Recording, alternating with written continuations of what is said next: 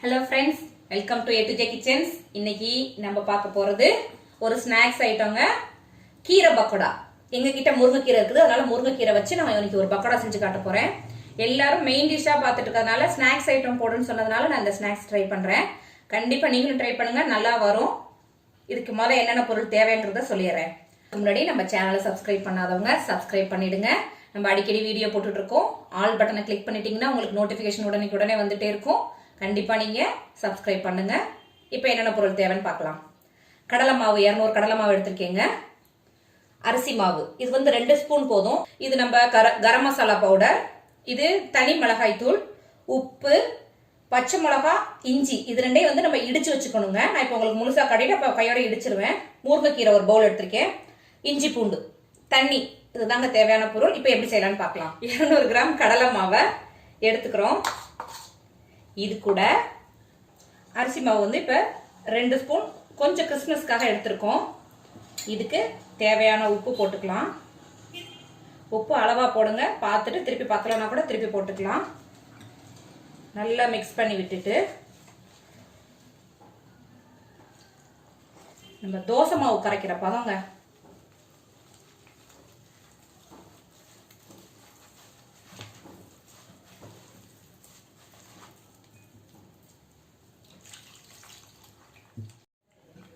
பாருங்க, நல்லா கட்டி இல்லாம கரைச்சுக்கணுங்க.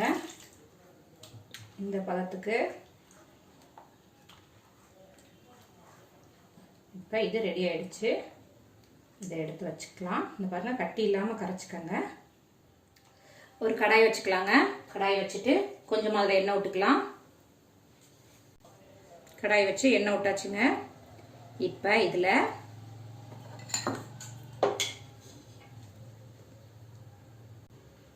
எண்ணெய் காஞ்சதும் எள்ளுங்க, வெள்ளை எள்ளு சேர்க்கிறேன். கொஞ்சமா வெள்ளை எள்ளு சேர்த்துக்கலாம். எள்ளு பொரிஞ்சிருச்சு. இப்ப நம்ம பச்சை மிளகாயும் இஞ்சி இடிச்சு வச்சிருக்கோம் பாருங்க, அதை போட்டுக்கலாம். நல்லா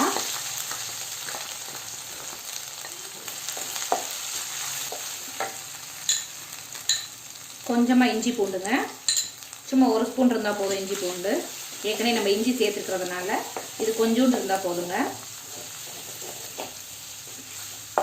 இது கூட நான் வந்து முருங்கைக்கீரை சேர்த்திருக்கேன். நீங்க எந்த கீரை உங்களுக்கு கிடைக்குதோ அந்த கீரையை சேர்த்துக்கங்க, நல்லா இருக்கும்.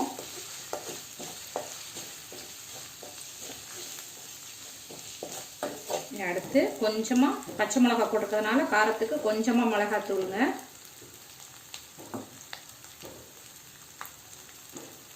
கொஞ்சம் கரம் மசாலா தூள் எல்லாத்தையும் போட்டு நல்லா மிக்ஸ் பண்ணிட்டு கடலை மாவும் அரிசி மாவும் நம்ம கரைச்சி வச்சிருக்கோம் பாருங்க, அந்த டோவை வந்து இதுல ஊத்திடலாம்.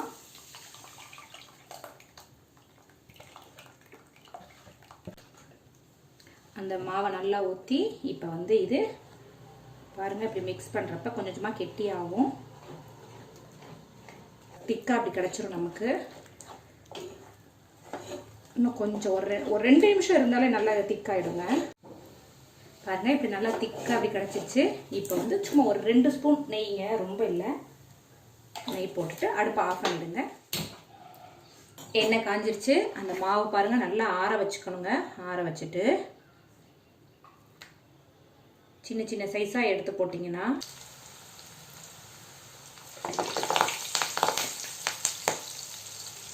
மாவை எடுத்து இப்படி போட்டீங்கன்னா நல்லா வந்துருங்க. செமையா இருக்கும். நீங்க எல்லா கீரையிலையும் ட்ரை பண்ணி பாருங்க. இது நான் முருங்கைக்கீரை இன்னைக்கு இருந்துச்சுன்னு முருங்கைக்கீரையில செஞ்சிருக்கேன். மற்றபடி சிறுகீரை எந்த கீரை உங்கள்கிட்ட இருக்கோ ட்ரை பண்ணுங்க. நல்லா கிறிஸ்பா மொறு மொறு நல்லா வருங்க. குழந்தைங்க விரும்பி சாப்பிடுவாங்க.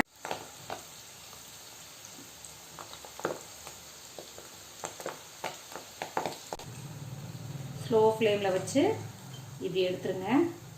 மொறு மொறுன்னு கிறிஸ்பியான பக்கோடா ரெடிங்க. கிறிஸ்பான மொறுமொறுன்னு பக்கோடா ரெடிங்க.